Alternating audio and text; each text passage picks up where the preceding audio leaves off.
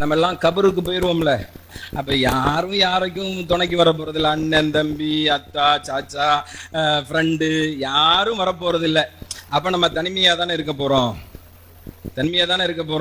எவ்வளவு நாள் வாழ போறோம்னு தெரியாத இந்த வீட்டுக்கே 40-50 லட்சம் 1 கோடி ரூபாய் செலவு பண்றோமே, அந்த வீடு நமக்கா இருக்கிற காலத்திலேயே வீட்டை புடுங்கிட்டு பிள்ளைகள்லாம் வெளியே துரத்துற காலகட்டம்.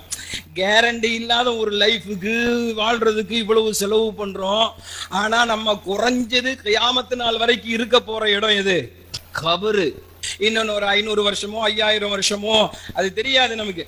ஆனா அவ்வளவு நாள் எங்க இருக்க போறோம்? பயப்படாம சொல்லுங்க. நானும் அங்கதான் வர போறேன், நீங்களும் அங்கதான் வர போறீங்க. இதுல என்ன இருக்கு? அப்ப அங்க துணைக்கு வர்றதுக்கு வீட்டுக்காரர் வரமாட்டார். வருவாரா? எந்த வீட்டுக்காரர் இதுவரைக்கும் போயிருக்காரா? மும்தாஜுக்கு ஷாஜகான் தாஜ்மஹாலை தான் கட்டி வச்சிருக்கிறாரு. மும்தாஜ் கூட என்னையும் கபர்ல போட்டு அடக்கிருங்கன்னு சொன்னாரா?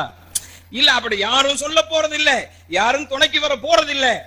அப்போ தனியா இருக்கிற அந்த நேரத்துல, இருட்டுல, யாருடைய உதவியும் இல்லாத நேரத்துல நம்ம கூட யார் இருப்பா? குர்ஆன் இருக்கும் என்று நபிகள் நாயகம் ஸல்லல்லாஹு அலைஹி வஸல்லம்.